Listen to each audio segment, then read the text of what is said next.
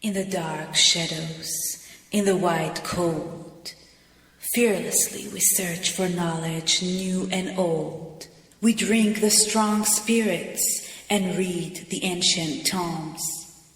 The order of the Abracast. We are the brave and the bold.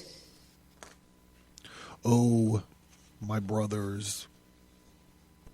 Like a fresh roaring wind, Zarathustra comes to all who are weary of the way. Many noses he will yet make sneeze. Through walls too my free breath blows. And into prisons and imprisoned spirits to will liberates. For to will is to create. Thus I teach, and you shall learn solely in order to create. And ye shall first learn from me how to learn well. He that has ears to hear, let him hear. This is a passage I dropped on Wednesday book club last week when I was doing Thus Spake Zarathustra. I thought it was fitting to open this episode with this passage. And we'll get into it indirectly. The Abracast. Occult, history, conspiracy, and violence.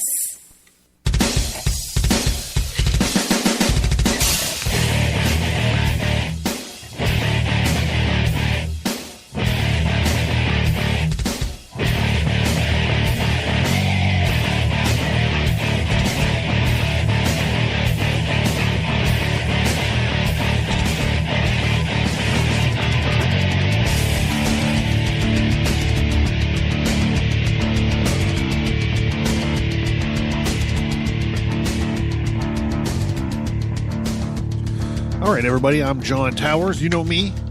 I'm your home slice, John, and this is the Abracast. So thank you so much for joining me tonight as we are going to kind of continue to re-examine Aleister Crowley's work. We just did Book of the Law and Liber's 1, 2, and 3 during the week of Halloween. So we're just going to continue that. And I think that you'll understand why we're revisiting all this stuff in a minute. Tonight we are starting to get into Liber 4, or simply called Magick with a K, this evening. This book is huge and we're going to be working through it, and it's going to take us a little bit of time. So this is actually a perfect opportunity to talk about something that came up like twice last week. Want to thank you for positive reviews. By the way, I got a positive review, but like at the end of the review, they talked about how they didn't like how the episodes were separated out so that they appear, out of order, I guess. So I thought I would take a quick programming second here to note, we get into deep dives on the show. And I think it would be a bad idea to complete a whole series of something in one gigantic block. So just to explain this, let's look at some of these series that I'm talking about. Tarot card series we worked on turned out to be 10 episodes. The Goetia episodes turned out to be like 13 episodes. The Kabbalah, the Introduction to Kabbalah series we did was 5 or 6 episodes. So I don't want to drown 10 straight weeks, 13 straight weeks, or even 5 straight weeks into just one topic, right? I mean, the decision that I made is that I would space them out. So usually what I do is, if you look at a calendar, and if I start something like in the first week of the month, the first week of next month will be part 2. The first week of the following month after that will be part 3, and yada, yada, yada, so on. That's why, so that's why we have Wednesday Book Club, right? I mean, we're working on 16 plus episodes and still going strong on Nietzsche's Zarathustra. Can you see 16 whole weeks I mean, literally, it's actually kind of turned like 16 Wednesdays.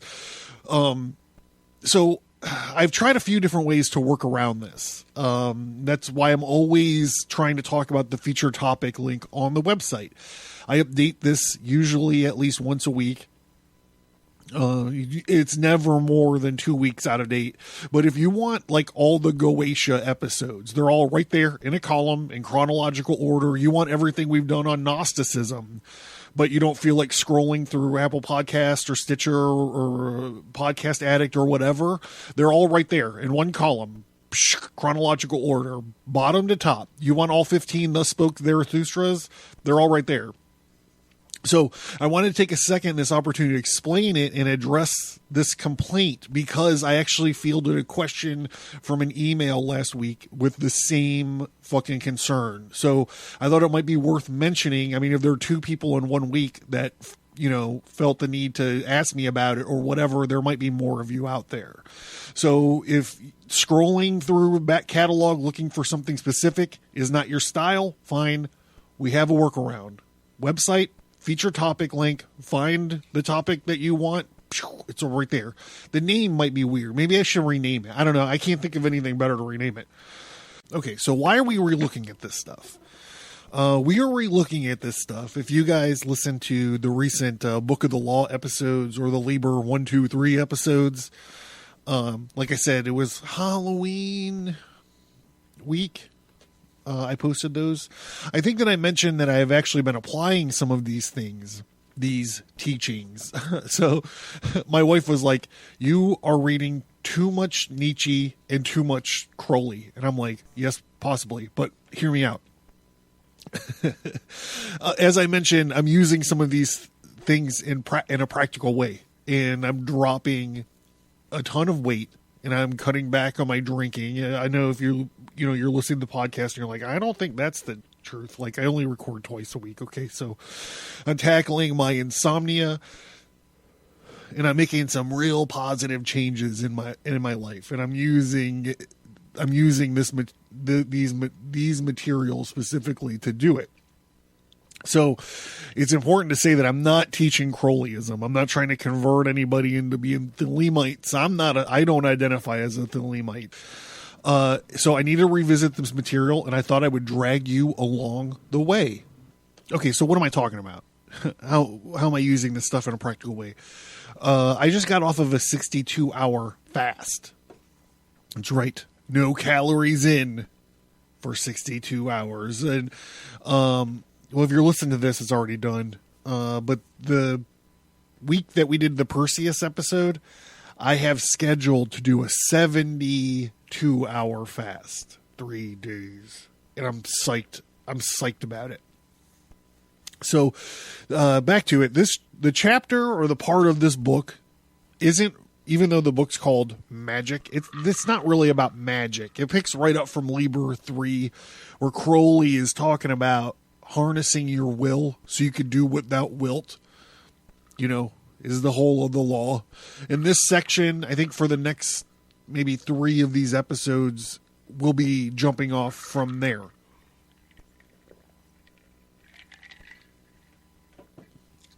And there's something to that, I've been talking about magic as psychology for a while now. And as we pointed out, as I'm sure I've pointed out before, if not on this podcast, I can't remember someone's podcast, in the foreword of the Lesser Key of Solomon. So Crowley helped translate the Lesser Key of Solomon, and he wrote part of the foreword to it as well. And Crowley, he says very plainly that demons of La Megaton are aspects of your mind. That's not a direct quote. I just don't feel like looking it up right now. So for this episode, obviously the featured book is going to be Liber 4, or simply Magick, by Crowley and Mary D.S.D. Sturgis. So I'm seriously sorry for the late start, but if you're playing along at home, this is when I need you to get your vessel of the art, adhere to the formula, for your weapon of mass distraction, and raise your vessel to the sky. And I would like to thank my Patreon and Subscribestar supporters for your support. Without you, the show could not be done. Got a new guy, Ryan Sexton, Patreon supporter. He's the Order of the Vessel of the Art. So here's to you. He's top tier, this guy.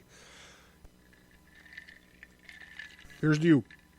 In the Wednesday book club, I was reading something and I tried to make it into a toast from Nietzsche. It was something like, "May your eye be blackened in your drunkenness." And that's what I say. Here's to you.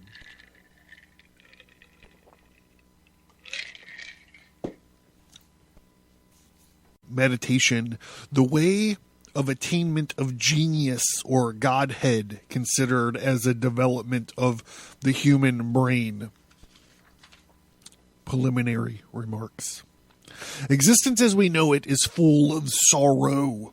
To mention only one minor point, every man is a condemned criminal, only he does not know the date of his execution. This is unpleasant for every man. Consequently, every man does everything possible to postpone this date and would sacrifice anything he has if he could reverse the sentence. Practically all religions and all philosophies had started thus crudely by promising their adherents some such reward as immortality. No religion has failed hitherto by not promising enough. The present breaking up of all religions is due to the fact that people have asked to see the securities. Men have even renounced the important material advantages which a well-organized religion may confer upon a state, rather to acquiesce in fraud or falsehood, or even in any system which is not proved guilty, is at least unable to demonstrate its innocence. Being more or less bankrupt, the best thing that we can do is to attack the problem afresh without preconceived ideas. Let us begin by doubting every statement. Let us find a way of subjecting every statement to a test of an experiment. Is there any truth at all to the claims of various religions? And let us examine this question. Our original difficulty will be due to an enormous wealth of our material. To enter into a critical examination of all systems would be an unending task. The cloud of witnesses is too great. Now, each religion is equally positive. I disagree. And each demands faith. This we refuse in the absence of positive proof. But we may usefully inquire whether there is not any one thing upon which all religions have agreed. For if so, it seems possible that it may be worthy of really thorough consideration. It is certainly not to be found in dogma. Even so simple an idea as that of a supreme and eternal being is denied by a third of the human race. Legends of miracles are perhaps universal, but these, in the absence of demonstrative proof, are repugnant to common sense. But what of the origin of religions? How is that unproved assertion has so frequently compelled the assent of all classes of mankind? Is not this a miracle? I'm sorry, I'm drying out. I gotta hit this early.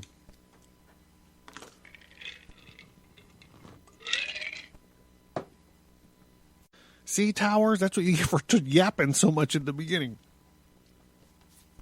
There is, however, one form of miracle which certainly happens: the influence of the genius There is no known analogy in nature. One cannot even think of a super dog transforming the world of dogs. Well, there was like Dynamite, Scooby-Doo. Well, Dynamite is a super dog. Underdog was a super dog. You know, am I missing anyone? Who else is a super dog? Lady and the Tramp, is that a super dog? Whereas in the history of mankind, this happens with regularity and frequency. Now here are 3 supermen, all at loggerheads. What is there in common between Jesus Christ, Buddha, and Mohammed? Is there any one point upon which all 3 are in accord? No point of doctrine, no point of ethics, no theory of a hereafter do they share, and yet in the history of their lives we find one identity amid many diversities. Buddha was born a prince, but died a beggar. Mohammed was born a beggar, and he died a prince.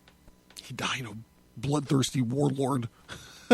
Christ remained obscure until many years after his death. Elaborate lives of each have been written by devotees, and there is one thing in common to all 3, an omission. We hear nothing of Christ between the ages of 12 and 30. Mohammed disappeared into a cave. Buddha left his palace and went for a long while into the desert. Each of them perfectly silent up till this time of the disappearance, came back and immediately began to preach a new law. This is so curious that it leaves us to inquire whether the histories of other great teachers contradict or confirm. Moses led a quiet life until his slaying of the Egyptian. So the story is that an Egyptian soldier was beating one of the slaves, and Moses crushed his fucking head in with a rock and buried him in the sand, and he ran for the hills. And then he flees to the land of Midian. And we hear nothing of what he did there. Yet immediately on his return, he turns the whole place upside down. Later on, too, he absents himself on Mount Sinai for a few days and comes back with tablets of the law in his hands. Well, we do know what happened to him in the desert. You know, he went up on Mount Sinai and he saw God's ass. If you read it, that's what happens. And then when he goes to Midian, the whole burning bush thing. Anyhow, I'm not trying to cast shade on Crowley here. St. Paul, again, after his adventures on the road to Damascus, goes into the desert of Arabia for many years, and on his return, overturns the Roman Empire. Even in legends of savages, we find the same thing universal. Who is nobody in particular, goes away for a longer or shorter period and comes back as the great medicine man. But nobody ever knows exactly what happened to him. These are all pretty good points. I mean, making every possible deduction for fable and myth. We get this one coincidence. A nobody goes away and comes back a somebody. This is not to be explained in any of the ordinary ways. There is not the smallest ground for the contention that these were, from the start, exceptional men. Mohammed would hardly have driven a camel until he was 35 years old if he had possessed any talent or ambition. St. Paul had much original talent, but he is the least of the 5, nor do they seem to have possessed any unusual materials of power, such as rank, fortune, or influence.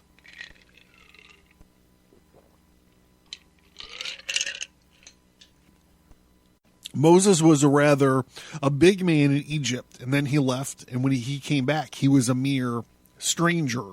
And Jesus Christ had not been to China and married the emperor's daughter. Mohammed had not been acquiring wealth and drilling soldiers. Buddha had not been consolidating any religious organizations. Paul had not been intriguing with an ambitious general. Each came back poor, and each came back alone. What was the nature of their power? What happened to them in their absence? History will not help us to solve this problem. History is silent. We have only the accounts given by the men themselves. It would be very remarkable should we find that these accounts agree. Of the great teachers we have mentioned, Christ is silent. On the other four tell us something, some more, some less. Buddha goes into details too elaborate to enter upon in this place, but the gist of it is that in one way or another he got hold of the secret force of the world and mastered it. Of Paul's experience, we have nothing but a casual allusion to his having been caught up into heaven and seen and heard things of which it was not lawful to speak. Of St. Paul's, of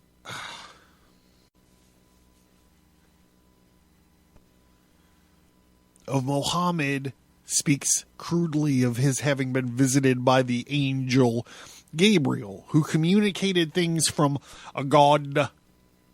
Moses says that he beheld God. Diverse as these statements are at first sight, all agree in announcing an experience of the class which 50 years ago would have been called supernatural, today may be called spiritual, and 50 years hence will have a proper name based on an understanding of the phenomenon which occurred. Theorists have not been at a loss to explain, but they differ. The Mohammedan insists that God is and did really send Gabriel with messages for Muhammad, but all others contradict him. And from the nature of the case, proof is impossible. The lack of proof has been so severely felt by Christianity, and much less a degree by Islam, that fresh miracles have been manufactured almost daily to support the tottering structure. Modern thought rejecting these miracles as adopted theories involving epilepsy and madness, as if organization could spring from disorganization, even if epilepsy was the cause of these great movements which have caused civilization after civilization to arise from barbarism. It would merely form an argument for cultivating epilepsy. That's funny. I disagree with half of what he's saying. But if you're a fan of the show, that's not a surprise to you. Of course, great men will never conform with the standards of little men. This is right out of Nietzsche. Literally right out of Nietzsche. And of whose mission it is to overturn the world can hardly escape the title of revolutionary. The fads of a period always furnish terms of abuse. The fads... Caiaphas was Judaism, and the Pharisees told him that Jesus Christ blasphemed. Pilate was a loyal Roman. To him, they accused Christ of sedition. When the Pope had all power, it was necessary to prove an enemy a heretic, advancing today towards a medical oligarchy. We try to prove that our opponents are insane. And in a Puritan country, to attack their morals, we should then avoid all rhetoric and try to investigate with perfect freedom from a bias the phenomena which occurred to these great leaders of mankind. There is no difficulty in assuming that these men themselves did not understand clearly what had happened to them. The only one who explains his system thoroughly is Buddha, and Buddha is the only one that is not dogmatic. That's interesting to know. We may also suppose that others thought it inadvisable to explain too clearly to their followers. St. Paul evidently took this line. Our best document will therefore be the system of a Buddha. But it is so complex that is no immediate summary will serve. And in this case of the others, if we have not the accounts of the masters, we have those of their immediate followers. The methods advised by all these people have a startling resemblance to one another. They recommend a virtue of various kinds, solitude, absence of excitement, moderation in diet, and finally a practice which some call prayer, but some call meditation. The former four may turn out on examination to be merely conditions favorable to the last. What he's saying is that solitude, absence of excitement, moderation in diet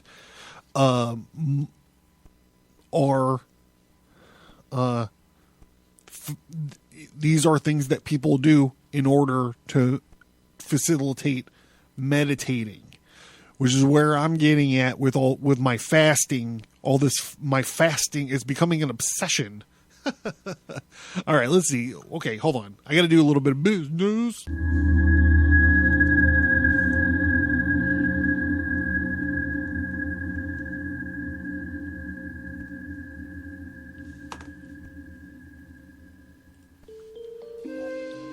Learn more at abracast.com. Get bonus content and access to the private Abracast workgroup by signing up for the mailing list. Get all that plus many exclusive episodes by supporting the show at patreon.com or subscribestar.com.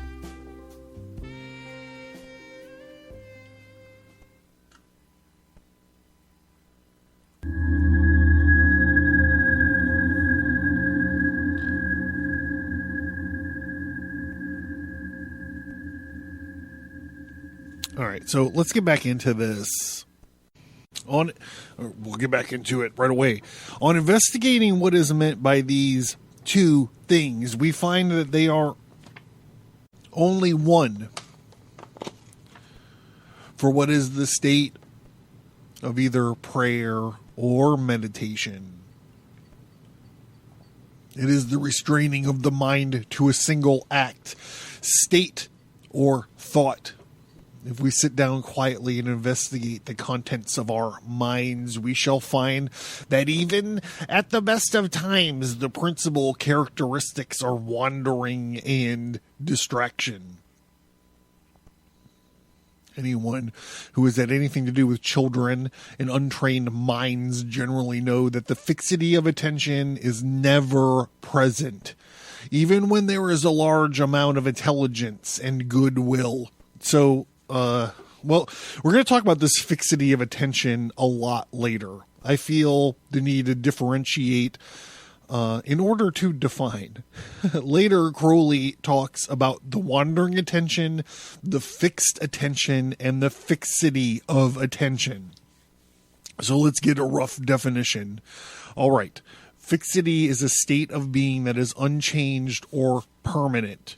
Attention is notice taken of someone or something, the regarding of someone or something as interesting or important, or the action of dealing with or taking special care of someone or something.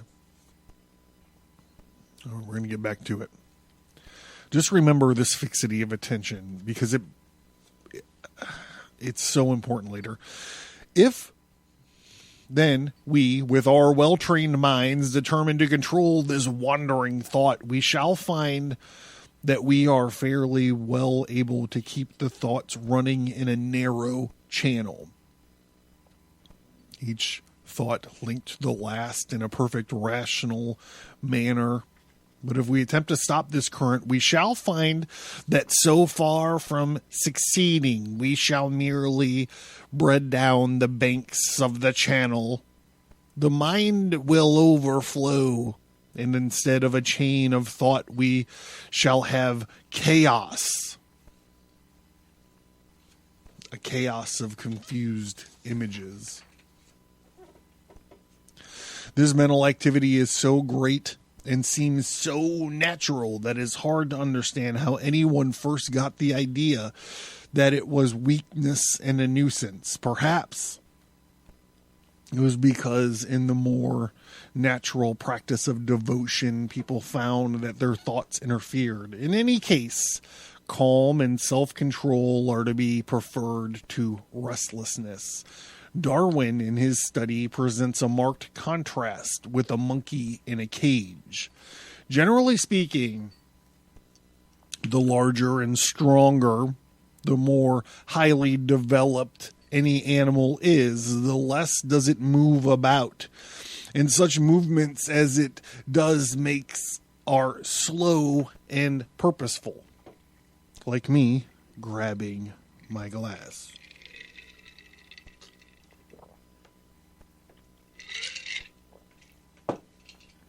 Compare the ceaseless activity of bacteria with the reasoned steadiness of the beaver, and except in the few animal communities which are organized, such as bees, the greatest intelligence is shown by those of solitary habits. This is so true of man that psychologists have been obliged to treat the mental state of crowds as if it were totally different in quality from any state possible to an individual.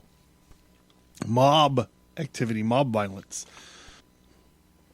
You can get, I believe in the American Sermon episodes later, I can't remember which one, maybe in the last one or the last 2 or 3 or something, I talked about the difference between democracy and a republic and why that's important because of mob thinking. Anyhow, that was a while ago. I don't really remember. It is by freeing the mind from external influence, whether casual or emotional, that it obtains power to see somewhat of the truth of things.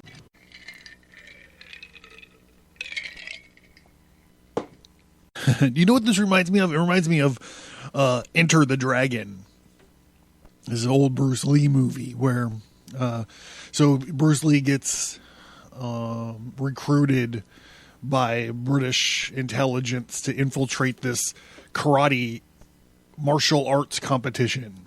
And they have to go to this island. Basically, if you're familiar with Mortal Kombat, it's basically that the beginning plot of Mortal Kombat is Enter the Dragon. They have to go to this island. These renowned martial arts experts have to go to this island, and they got to deal with this.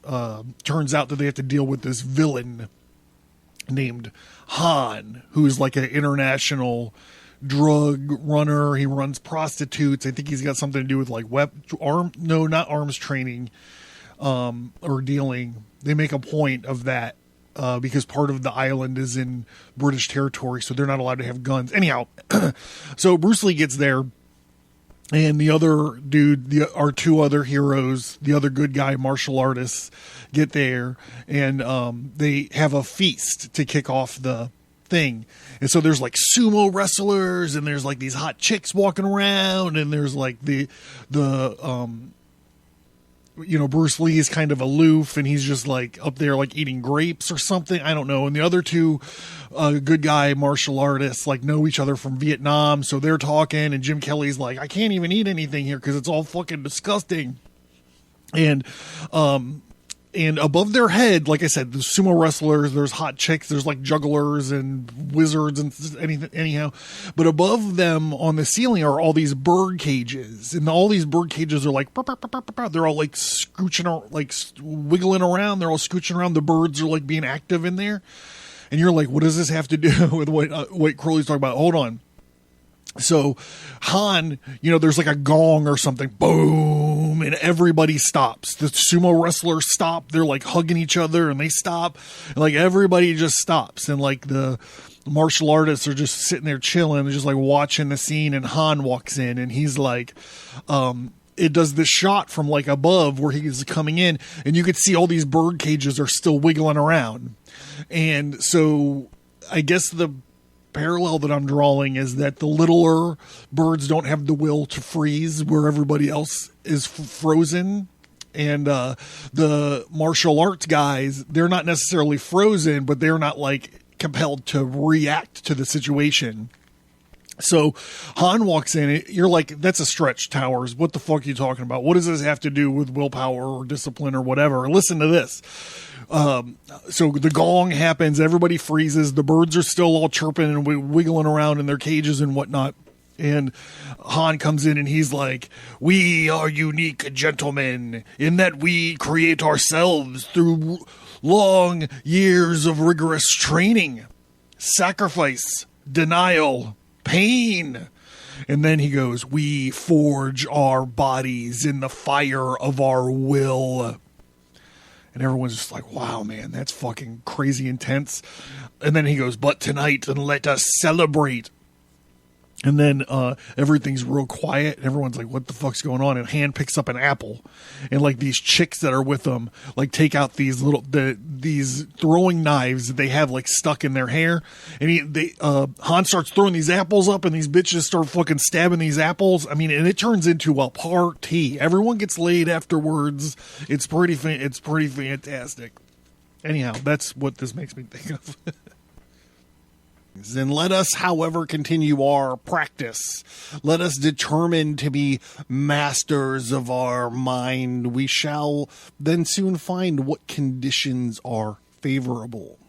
There will be no need to persuade ourselves at great length that all external influences are likely to be unfavorable. New faces, new scenes will disturb us.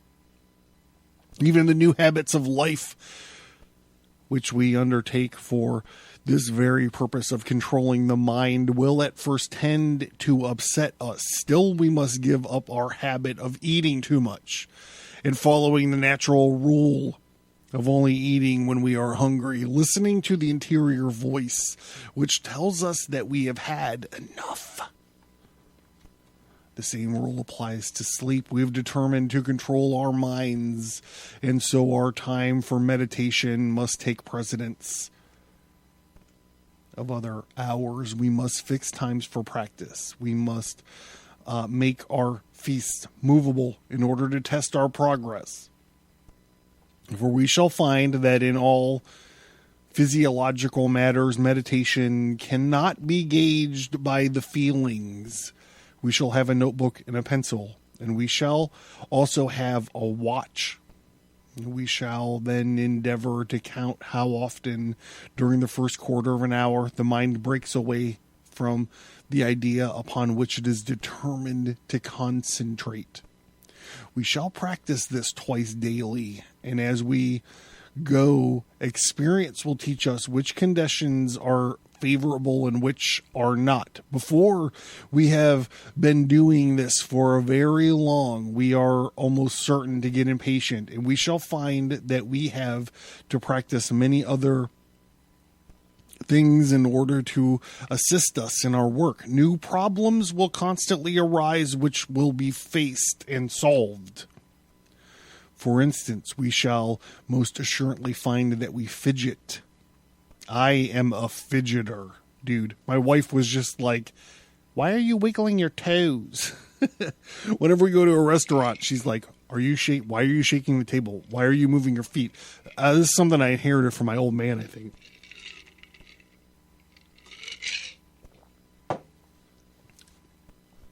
We shall discover that no position is comfortable, though we never noticed it before in all of our lives. This difficulty has been solved by a practice called asana, which will be described later on. Memories of the events of the day will bother us, but we must arrange our day so that it is absolutely uneventful. Our minds will recall to us our hopes and fears, our loves and hates, and our ambitions, our envies, that many other emotions.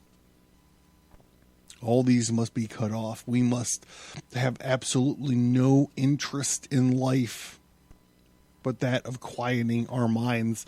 So this is something I deleted Facebook off of all but one of my devices. I have it on one of my tablets that I use. I look at it maybe once a day just in case there's someone's birthday that I'm like, oh shit, I need to wish them a happy birthday. But that's literally all I use it for. I get on there, I make sure that there's no listeners reaching out to me, and then I'm like, I don't look at shit. Am I trying to talk you out of Facebook? I don't know. I'm saying be mindful of Facebook. You know, I think it's a gigantic plot to drive everybody crazy. It's a gigantic plot to literally drive everybody crazy. And I'm checking out. I've all but checked out. I can't wait till I get my thing on ThinkSpot, man. I've been on the waiting list. I can't wait to get it because I'm just checking the fuck out. Because normie social media is too crazy for me. Back to it. I'm sorry for the tirade.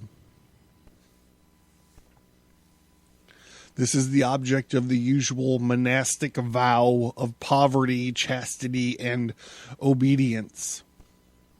If you have no property, you have no care, nothing to be anxious about. With chastity, no other person to be anxious about and to distract your attention.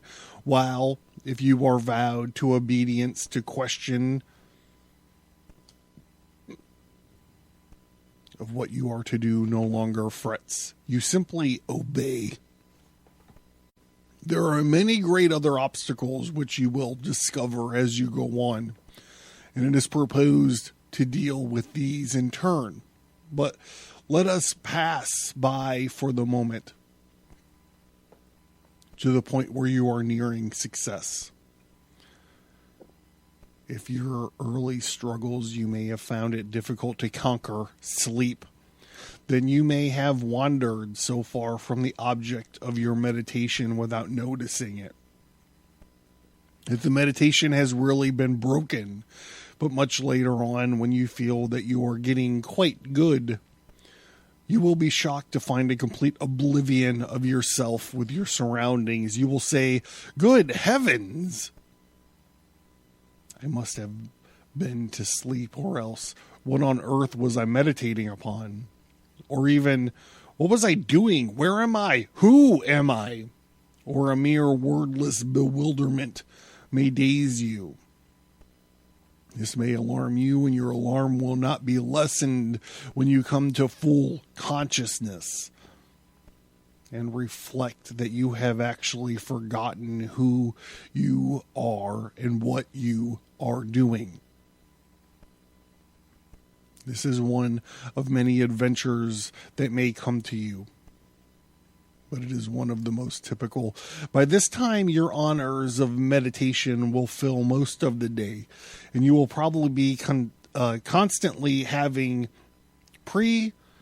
sentiments that something is about to happen to you.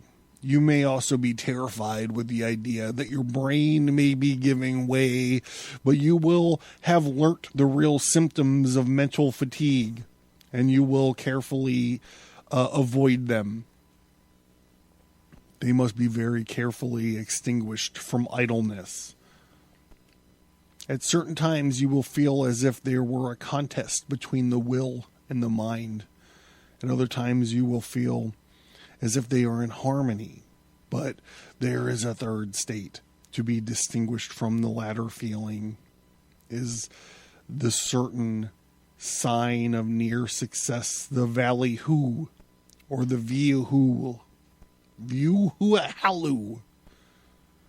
This is when the mind runs naturally towards the object chosen, not as if obedience to the will of the owner of the mind, but if a direct by nothing at all, or by something impersonal, as if it were falling by its own weight and not being pushed down. Nothing.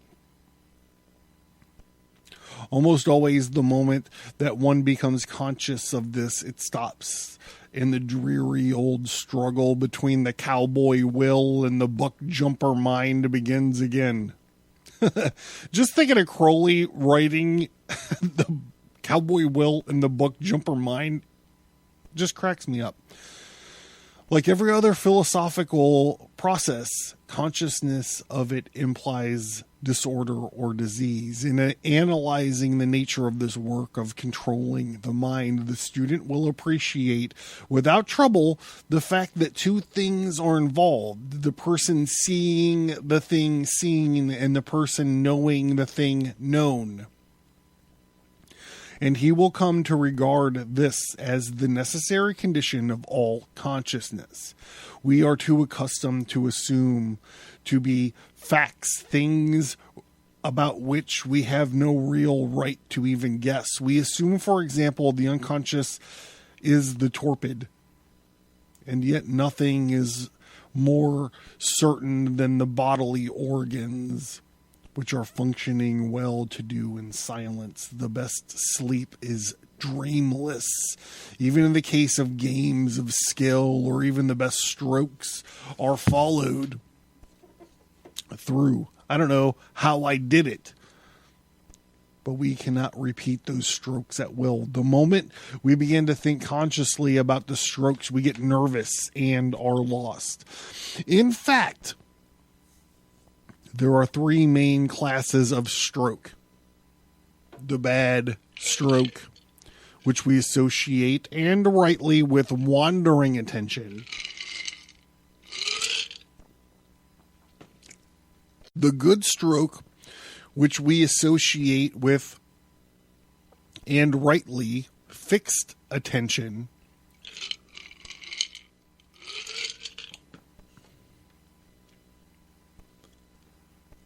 And the perfect stroke, which we do not understand, and which is really caused by the habit of fixity of attention. We become independent of will, and thus enabled to act freely of its own accord. This is the same phenomenon referred to above as being a good sign.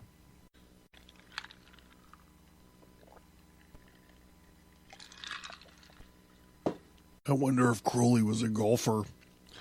Maybe there's a Happy Gilmore example here.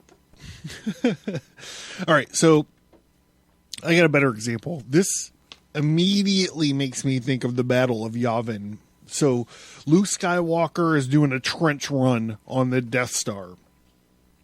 This is the good Star Wars now, not whatever crap Disney's putting out these days. Anyhow, Luke has his X-Wing in the trench, and he's zipping towards this exhaust port that will lead to the reactor and blow up the Death Star. In the final moments of his approach, he's using his targeting computer to get a lock on the target. He's pushing his perception or his attention through this computer. Now, I know this is a commentary on technology versus spiritualism, but hang on with me for a moment. Luke hears the voice of his mentor, the dead Jedi Master Obi-Wan Kenobi, who says, "Luke, you must trust the Force." And Luke has heard this message, and he turns off his targeting computer. He is no longer forcing his attention through this lens of the targeting computer. Darth Vader and these two goons chase Skywalker through the trench, and they open fire and they blow off fucking R2-D2's dome. Han Solo and Chewbacca swoop in and save the day in the Millennium Falcon, and Vader's ship like sidewinds through outer space. Han Solo yells, "Yeehaw."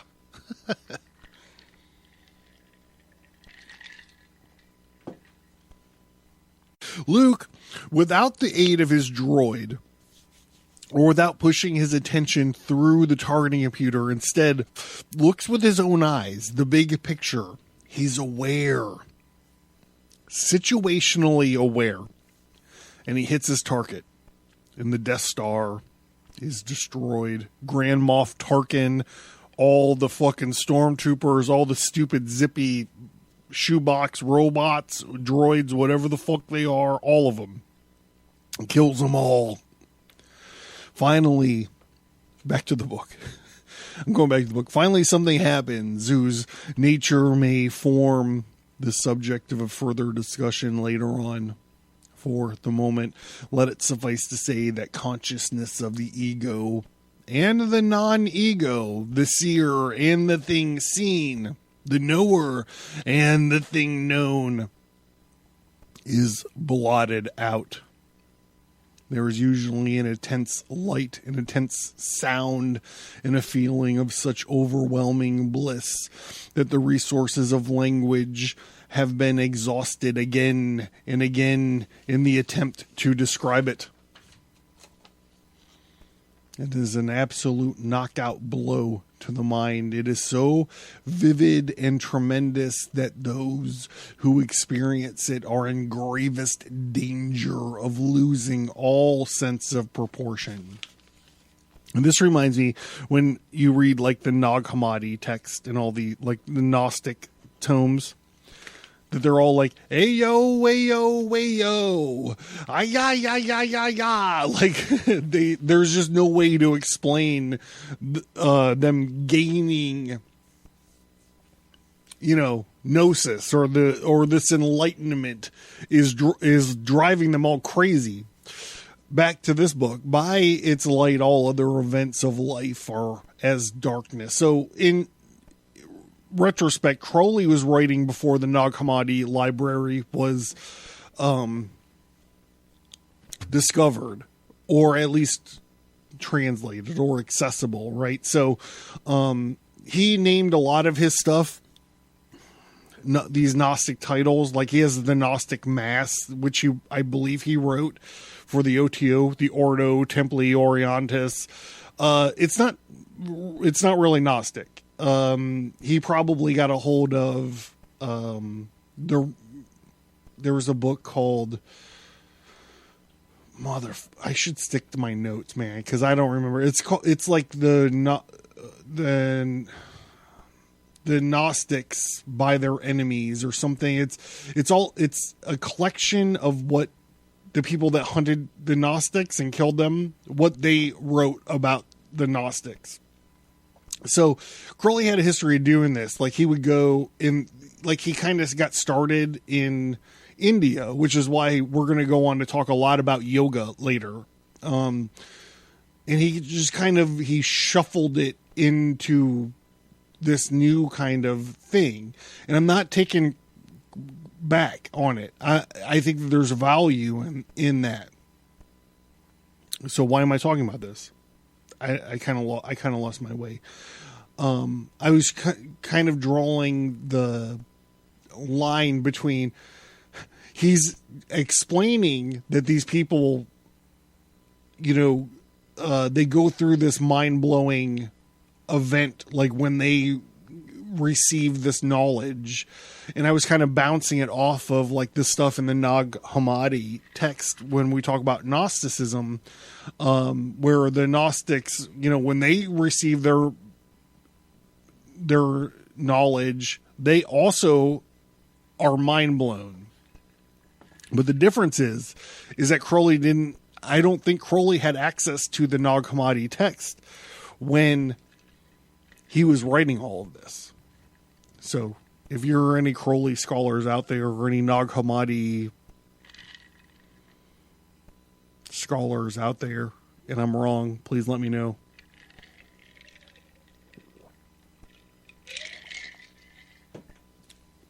Back to it. By its light, all other events of life are as darkness. Owing to this, people have utterly failed to analyze it or to estimate it. They are accurate enough in saying that compared with this, all human life is absolutely dross. They go further and they go wrong. And they argue that since this is which transcends the terrestrial must be celestial. One of these tendencies is their minds has been the hope of a heaven such for their parents and teachers have described, for such as they have themselves pictured, and without the slightest grounds for saying so, they make the assumption that is that. In the Bhagavad Gita, a vision of this class is naturally attributed to the apparition of Vishnu, who was the local god of the period. Anna Kingsford, who had dabbled in Hebrew mysticism and was a feminist, got an almost identical vision, but called the divine figure, which she saw alternatively Adonai and Mirai.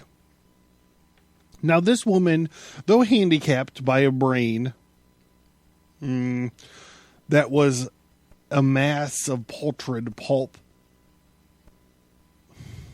and a complete lack of social status, educated and moral character, did more in the religious world than any other person had done for generations. For she and she alone had made theosophy possible. And without theosophy, the worldwide interest in similar matters would never have been aroused. This interest is to the law of Thelema, when the preaching of John the Baptist was to Christianity.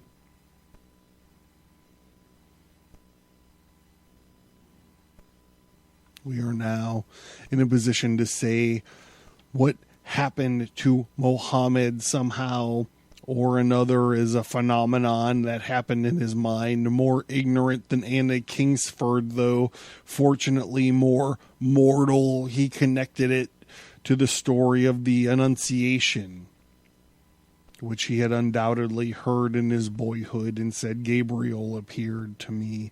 But in spite of his ignorance, his total misconception of the truth, the power of the vision was such that he had enabled to persist through the usual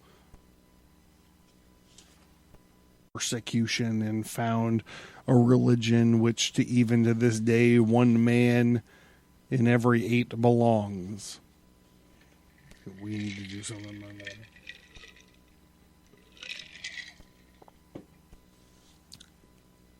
The history of Christianity shows precisely the same remarkable fact. Jesus Christ was brought up on the fables of the Old Testament, and so was compelled to ascribe his experiences to Jehovah. Although his gentle spirit could have had nothing in common with the monster who was always commanding the rape of virgins and the murder of little children, whose rites were then and still are celebrated by human sacrifice. So there's a footnote here that says, like, Crowley recanted a bunch of this stuff, like, later in his life, but we're just going to let it rest. Back to the book. Similarly, the visions of Joan of Arc were entirely Christian, but if she, like all the others have mentioned, found somewhere the force to do great things, of course, it may have been said that there is a fallacy in the argument. It may be true that these great people, quote, saw God, unquote. But it does not follow that everyone who sees God do great things. This is true enough. In fact, the majority of people who claim to have seen God and who no doubt did see God, just as much as though those who have quoted did nothing else. But perhaps their silence is a sign not of their weakness, but of their strength. Perhaps these great men are the failures of humanity. Perhaps it would be better to say nothing. Perhaps only an unbalanced mind would wish to alter anything or believe in the possibility of altering anything. But there are those who think existence, even in heaven, intolerable, so long as there is one single being who does not share that joy. There are some who may wish to travel back from the very threshold of the bridal chamber to assist belated guests. Such at least the attitude which Gautama Buddha adopted, nor shall he be alone. Again, it may be pointed out that many contemplative life is generally opposed to the active life, and it must require an extremely careful balance to prevent one from absorbing the other. As it will be seen later, the vision of God, or the union of God, or Samadhi from Live, you know the song that I'm talking about, or whatever we may agree to call it, has many kinds and many degrees, although there is an impassable abyss between the least of them and the greatest of them, the phenomenon of normal consciousness. To sum up, we assert a secret source of energy which explains the phenomenon of genius. We do not believe in any supernatural explanations. Remember what I said at the beginning of the episode when I was talking about the Lesser Key of Solomon and how Crowley did the translation and part of the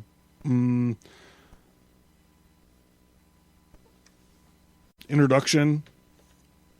So here it goes. We do not believe in any supernatural explanations, but insist that this source may be reached by the following out of definite rules.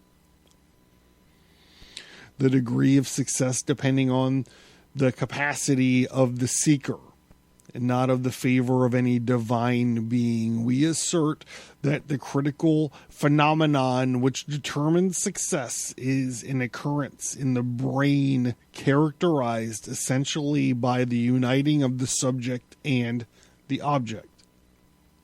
He has said this before. It's the magic is the uniting of the opposites. All right, back to it. I'm not trying to interject too much. I mean, I'm not going to argue with Crowley. Anyhow, back to it. We propose to discuss this phenomenon, analyze its nature, and determine accurately the physical, mental, and moral conditions which are favorable to it, to ascertain its cause, and thus to produce it in ourselves, so that we may adequately study its effects.